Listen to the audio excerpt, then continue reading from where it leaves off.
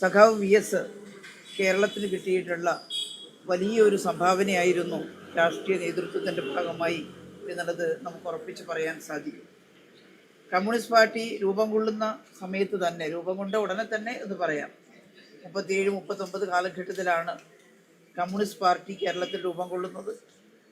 1940 തന്നെ കമ്മ്യൂണിസ്റ്റ് പാർട്ടിയുടെ മെമ്പറായി സഖാവ് വി എസിന് വരാൻ കഴിഞ്ഞു എന്നുള്ളത് വളരെ ചെറിയ പ്രായത്തിൽ തന്നെ കമ്മ്യൂണിസ്റ്റ് പ്രസ്ഥാനത്തിലേക്ക് അദ്ദേഹം ആകർഷിക്കപ്പെട്ടു എന്നുള്ളതിൻ്റെ സൂചനയാണ്. വളരെ ദരിദ്ര കുടുംബത്തിലാണ് വി എസ് ജനിച്ചത്. ജനിച്ചേറെ കഴിയുന്നതിന് മുമ്പ് തന്നെ അച്ഛനമ്മമാരെ നഷ്ടപ്പെട്ട സഖാവ് വി എസിനെ കുടുംബാംഗങ്ങൾ സംരക്ഷിക്കാൻ ശ്രമിച്ചിട്ടുണ്ട്. എന്നാൽ വി എസ് തന്നെ സ്വയം തൻ്റെ ജീവിതം കണ്ടെത്തുന്നതിന് വേണ്ടി ജോലി ചെയ്യാൻ ചെറുപ്പത്തിലേ തയ്യാറായി എന്നുള്ളതാണ് വി എസിൻ്റെ ചരിത്രത്തിൽ നമുക്ക് മനസ്സിലാക്കാൻ കഴിയുന്നത്. അദ്ദേഹം ഒരു തയ്യൽ കടയിൽ ജോലി ആരംഭിച്ചു. കയർ തൊഴിലാളികളുടെ കൂടെ ജോലി ചെയ്തു. എന്നും തൊഴിലാളികളുടെ പ്രിയപ്പെട്ട പുത്രനായി അദ്ദേഹത്തിന് ജീവിക്കാൻ സാധിച്ചു എന്നുള്ളതാണ് അദ്ദേഹത്തിൻ്റെ ജീവിതത്തിൻ്റെ ഏറ്റവും വലിയ മഹത്വം. അദ്ദേഹം കമ്മ്യൂണിസ്റ്റ് പാർട്ടി ഓഫ് ഇന്ത്യ മാർക്സിസ്റ്റിൻ്റെ സ്ഥാപക നേതാക്കളിൽ ഒരാൾ കൂടിയാണ്.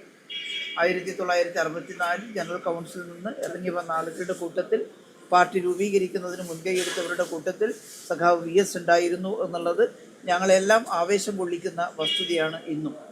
പിന്നീട് അദ്ദേഹം പാർട്ടിയുടെ വിവിധ ഉത്തരവാദിത്തങ്ങൾ ഏറ്റെടുത്തുകൊണ്ട് പ്രവർത്തിക്കുകയുണ്ടായി. ഏറ്റവും ഉയർന്ന കമ്മിറ്റികളിലെല്ലാം സഖാവ് പ്രവർത്തിച്ചിട്ടുണ്ട്. ഈ കേരളത്തിലുടനീളം കമ്മ്യൂണിസ്റ്റ് പാർട്ടി കെട്ടിപ്പടുക്കുന്നതിൽ വിശ്രമമില്ലാതെ പ്രവർത്തിച്ച നേതാവാണ് സഖാവ് വി എസ്. അദ്ദേഹത്തിൻ്റെ സമര പോരാട്ട ചരിത്രവും ഏറെ ആവേശം കൊള്ളിക്കുന്നതാണ്. SRCPക്കെതിരായിട്ടുള്ള സമരത്തിൽ നമുക്ക് എല്ലാവർക്കും ഓർമ്മിക്കാൻ സാധിക്കേണ്ട ഒരു വസ്തുത, ഇന്ത്യക്ക് സ്വാതന്ത്ര്യം കിട്ടുന്നതിന് മുമ്പേ നാട്ടുരാജാക്കന്മാരുടെ ഭരണമായിരുന്നു, ജന്മിവാഴ്ചയായിരുന്നു.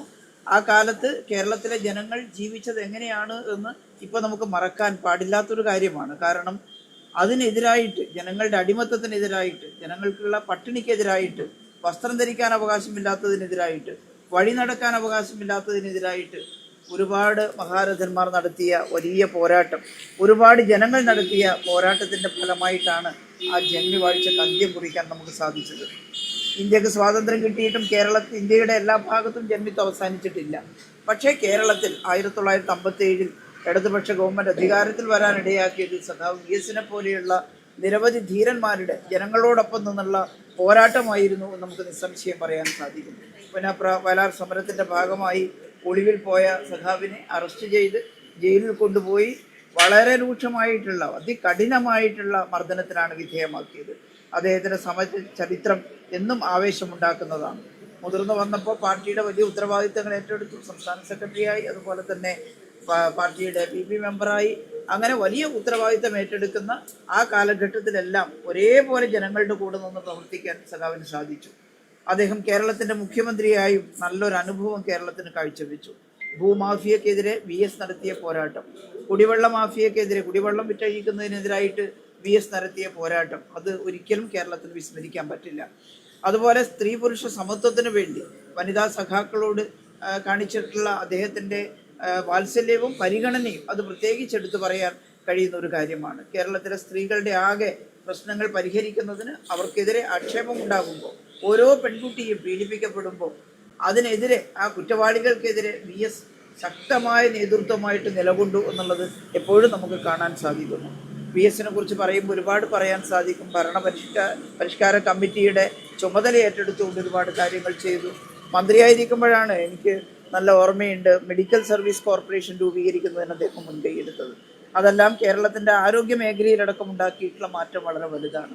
അപ്പോൾ എല്ലാ അർത്ഥത്തിലും ഏത് ഉത്തരവാദിത്തം ഏറ്റെടുത്താലും ഉത്തരവാദിത്തങ്ങൾ നിർവഹിക്കാൻ വലിയ കലാശാല, സർവകലാശാല വിദ്യാഭ്യാസമൊന്നും ആവശ്യമില്ല, അക്കാദമിക അത്തരത്തിലുള്ള വിദ്യാഭ്യാസമൊന്നും ആവശ്യമില്ല എന്ന് തെളിയിച്ച ഒരാൾ കൂടിയാണ് സഖാവ് വി എസ്. സഖാവ് വി എസ് ഏറ്റെടുത്തിട്ടുള്ള എല്ലാ ഉത്തരവാദിത്തങ്ങളും കേരളത്തിലെ ജനങ്ങൾക്ക് പല മേഖലയിൽ അവരുടെ ജീവിതത്തിൽ ഗുണഫലമായിട്ട് വന്നിട്ടുണ്ട്. ഞങ്ങളെല്ലാം ആ ഓർമ്മ തുടരുകയാണ്. അദ്ദേഹത്തിൻ്റെ ഓർമ്മ മനസ്സിൽ നിലനിർത്തിക്കൊണ്ട് അദ്ദേഹം ഏറ്റെടുത്ത ഉത്തരവാദിത്തങ്ങൾ ഞങ്ങളെല്ലാവരും ചേർന്ന് കൂടുതൽ ശക്തമായി നിർവഹിക്കും എന്നാണ് ഈ അവസരത്തിൽ പറയാനുള്ളത്.